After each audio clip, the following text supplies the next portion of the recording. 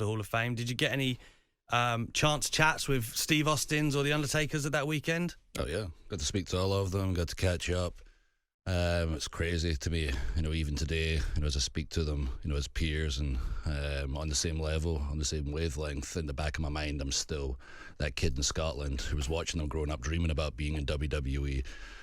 But these days it's awesome to see them, and especially I saw Steve, right before he was going to start working on what he was going to do for Mania, and talking to him, it's so crazy. I'm on a WrestleMania with Stone Cold. How you feeling? On the night of Mania, I gave him some advice, which was also surreal. You gave Steve some advice. He's not I like been around it. for 20 years, and I could see, though, he's a very confident guy, a very intense guy. The way the character is, that's how he is in real life. But no, I'd mostly just reminded him to breathe. Like, that's the one thing you forget when you're out the game for a minute, and even like the injuries I've had, you come back, you forget. Your adrenaline's so high, the crowd is so loud, you sometimes forget to breathe, and you're like, oh my goodness, I'm sucking wind. That kind of what blows you up a bit. Yeah. I was like, I'm not breathing. That's why we talked about that, and with Taker, about the Hall of Fame, and finally, this is the proper send-off he deserves. And he gave me some advice, as he always does, because I'm always picking his brain about how to approach this match and going forward as a character. And I saw him after the Hall of Fame and told him, that was a hell of a Taker TED talk he gave out there. I hope you plan to take this on the road and make some money off of it, because I was blown away. All these years he spent just, I'm going to bury you, boy. You could have been out there just talking away for an hour. Such an eloquent speaker. So you got to move that into a new career now. I know that weekend as well was the first time a lot of the talent got to see Triple H in a long time. Yeah. I know he had addressed you guys, I think it was on the Thursday. Obviously awesome to see him back healthy.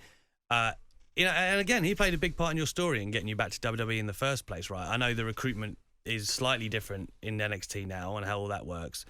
But still, for you, A, did you ever try and get a match out of Triple H on your return to WWE at any point? And B, just how important would you say he's been to your journey? Yeah, I wanted a match. It's unfortunate it wouldn't happen, but I'm just glad, he's healthy for himself and his family. But yeah, he's the reason I'm back in WWE 100%. My mind was set at the time when I wasn't going to re-sign with Impact that I was going to Japan. It was made up in my mind. Nothing could change my mind. And Regal, William Regal, always been a mentor, gave me a call and said, speak to Triple H on the phone first before you make any decisions. And that led to the phone call. Triple H and I spoke for about 40 minutes, and my mind was made up within the first 10. I was talking, him telling me, I've been watching you, and I was thinking, I appreciate that, Hunter, but no, you haven't. You're too busy. You've got too much to do. You're not sitting watching Drew indie matches.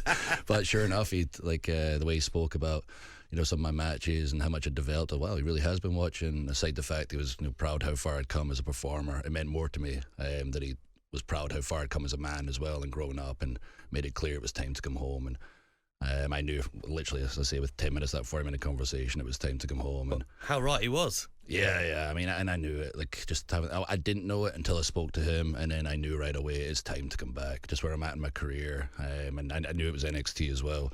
Like somewhere I can make a difference as somebody that's got the experience, teach some of the lessons, what to do, what not to do, kind of bring up other talent, lead by example.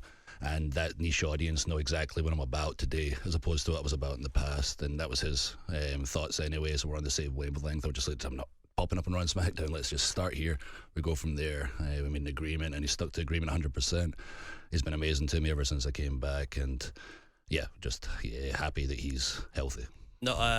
So you didn't ever get the chance during the NXT run or early in the main roster to say, what about if me and you, Triple H? Was that never... Oh, yeah. Obviously, I pitched the opportunity I could. It was more like, how about us at WrestleMania? What's the story? We'll figure it out. How about me and you at WrestleMania? How awesome would that be? But yeah, we got the chance to get in the ring together a few times, like during my first run. But in Japan, it was myself, I want to say Dolph, and I can't remember our other partner. But it was against the Good Brothers, AJ and Hunter, in Japan. So that was really cool. We got in the ring together. I remember we didn't have anything in mind that we were going to do. We just kind of went in there and went for it. And it was cool to, go back and forth a little bit and just understand how good he really is, what a general he really is. You can see watching, but you don't know how good somebody is till you're in with them, and just that little interaction during an 8-man tag in Japan, I could tell, wow, he's really